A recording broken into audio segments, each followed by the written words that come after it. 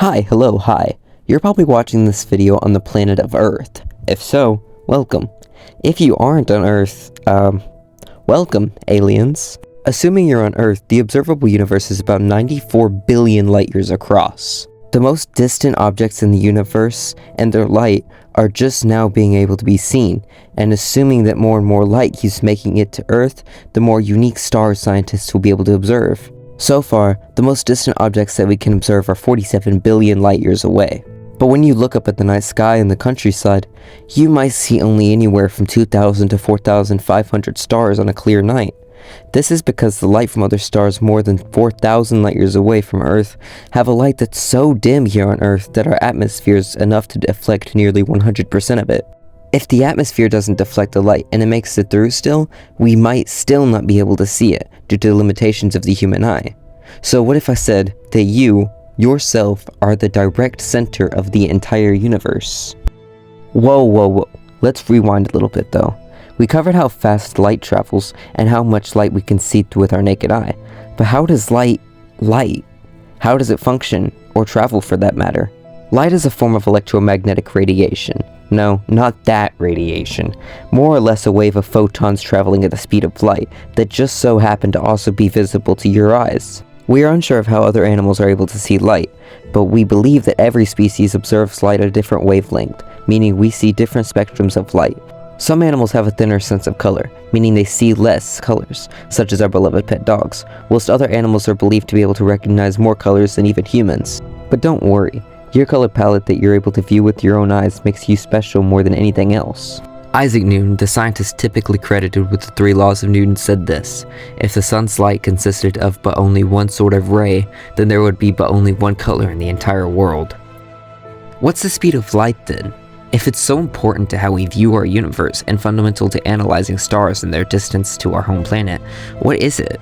Well, the speed of light acts as the speed limit of the universe. Nothing can go faster, as well as nothing can theoretically go the same speed.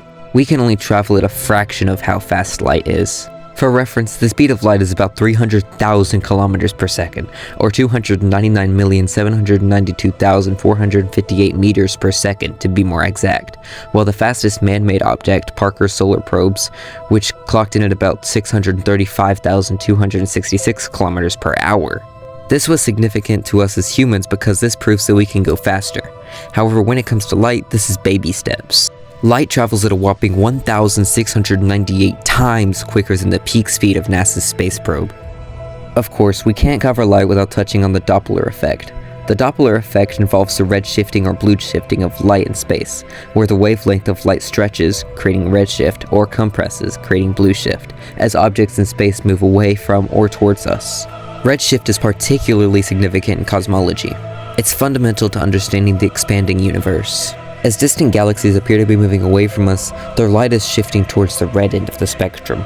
This shift in light not only helps astronomers determine the speed and direction of a galaxy's movement, but also aids in estimating the age of the universe. By observing redshift, we're effectively looking back into the past, the very, very distant past, light that's potentially even as aged as our planet is years old. Gravitational lensing is another phenomenon that underscores the profound relationship between light and the fabric of the universe. According to Einstein's theory of relativity, massive objects like galaxies and clusters of galaxies can warp the space around them, bending the path of light that passes nearby. This bending of light, known as gravitational lensing, acts like a natural telescope, magnifying and distorting the images of distant galaxies behind them. It allows astronomers to observe objects that are so far away that we otherwise wouldn't be able to see because they're too dim. This cosmic mirage not only provides invaluable insights into the distribution of dark matter, which doesn't emit light but influences lensing through its gravity, but also helps in studying the properties of galaxies and the expansion of the universe. Gravitational lensing, therefore, offers a unique window into the unseen and distant realms of our universe, which is vital to how we observe the universe and the nature surrounding it. Sure, this is fascinating, but how does light reflect our place in the universe?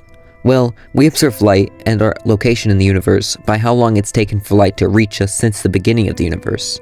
New light reaches Earth every single second, which allows scientists and astrologists, no, not those astrologists, to observe the universe even more. Yeah, this is super awesome, but how are you the center of the universe? That's a pretty simple question, with a pretty simple answer. You probably aren't the center of the full universe, but you yourself are the center of the entire observable universe, because that's how long it takes light from 47 billion light years away to reach your body. Light from all over the cosmos to the edges are shining on you, making you the center of the observable universe. Probably less interesting than you were hoping for. The universe is still rapidly expanding, which is why we may never see some of the outermost edges of our universe, which means we will never be able to fully grasp the scale of our universe. However, this is okay. We might never be able to traverse the cosmos to the edge of the universe, but we do have what's on Earth. So instead of being bummed out that you won't be able to become a spacefarer in your lifetime, take a look at today's sponsor, Earth. Earth is the blue planet you live on. It's full of life, so make sure you take care of it. Go out of your way to recycle, and carpool when possible to avoid extra greenhouse gases that might be emitted from carbon dioxide. Don't litter, and let's just take care of the planet we live on, and together we can make a better future for our upcoming generation to create innovations in technology, and maybe, possibly, even space travel.